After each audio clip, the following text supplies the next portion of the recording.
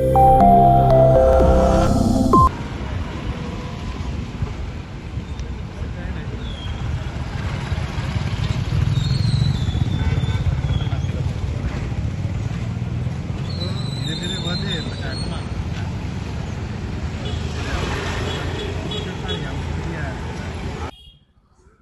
20 દિવસથી જે સમગ્ર ભારતભરમાં ચર્ચાનો વિષય બન્યો છે એમાં સોનમ વાંગચુકના ઉપવાસ અને જે ધરણા પ્રદર્શન છે તેને લઈને છે અને એમાં ખાસ કરીને જે મૂળ મુદ્દો છે એ શિક્ષણને લઈને છે।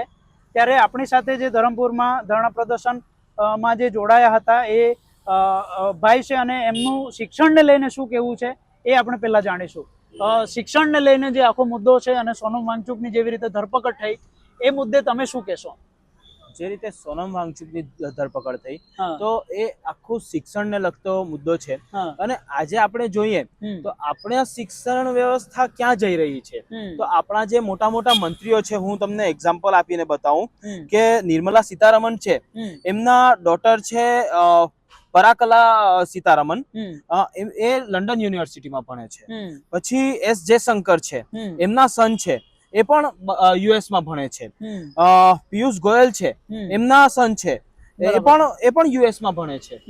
એ જ રીતે ધર્મેન્દ્ર પ્રધાન જે આપણા એજ્યુકેશન મિનિસ્ટર છે, એમના સન પણ યુએસ માં ભણે છે। જેને લઈને આખો મુદ્દો ચાલી રહ્યો છે, જેનો ઇસ્તીફો માંગી રહ્યા છે લોકો, તો એ પણ યુએસ માં ભણે છે। એટલે એમને તો અહીંયાની શિક્ષણ વ્યવસ્થાથી કોઈ લાગતું વળગતું જ નથી। બરાબર। અને જ્યાં સુધી એ લોકોને ન લાગશે ત્યાં સુધી એ લોકો આ શિક્ષણ વ્યવસ્થાને સુધારવા માટે અગ્રેસર ક્યાંથી થશે?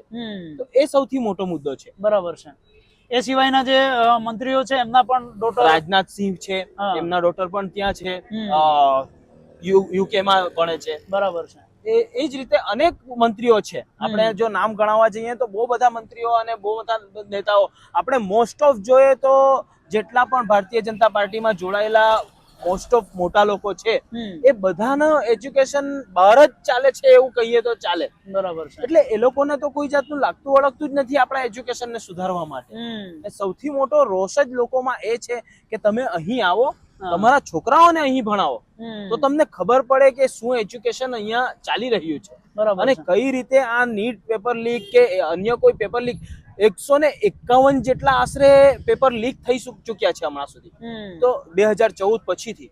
તો એ ઘણો જ મહત્વનો અને સિરિયસ મુદ્દો છે કે આજ ખાલી હમણાં 20 છોકરાઓએ જે આપણા બાળકોએ આત્મહત્યા કરી એ જ નથી, હમણાં સુધી બહુ બધા આત્મહત્યાઓ થઈ ચૂકી છે।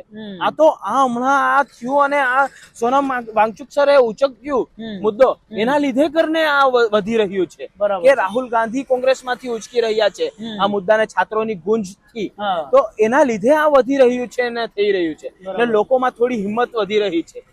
આજે લોકો ડરી ચુક્યા છે, લોકોમાં એક ડરનો માહોલ છે। આપણે વિદ્યાર્થીઓને કહીએ તો અમને કઈ નુકસાન થઈ જશે, અમને કઈ આ થઈ જશે, તે થઈ, તો આ બધું એ છે એનું બધાનું શિક્ષણ મહત્વનું છે અને શિક્ષણના લીધે કરીને આ અભાવના લીધે કરીને આ થાય છે।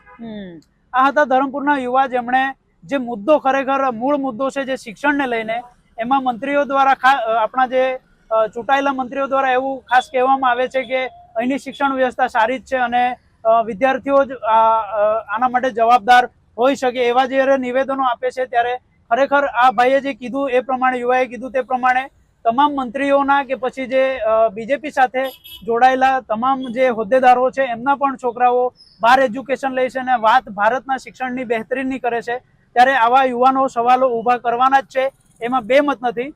હવે આ મુદ્દાને લઈને આવતીકાલે કેવા પ્રતિસાદ સમગ્ર દેશમાં અને ખાસ કરીને આદિવાસી વિસ્તારોમાં પડે છે એ આપણે જોવાનો પ્રયત્ન કરીશું। જોહાર। ડિસિઝન ન્યૂઝના બીજા વિડીયો જોવા માટે ચેનલ સબસ્ક્રાઇબ કરો અને બેલ આઇકન બટન પર જઈ ક્લિક કરો।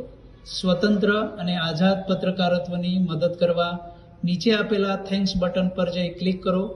મદદની કિંમત નિશ્ચિત કરો અને ડિસિઝન ન્યૂઝની આ સફરમાં અમારા સાથી બનો।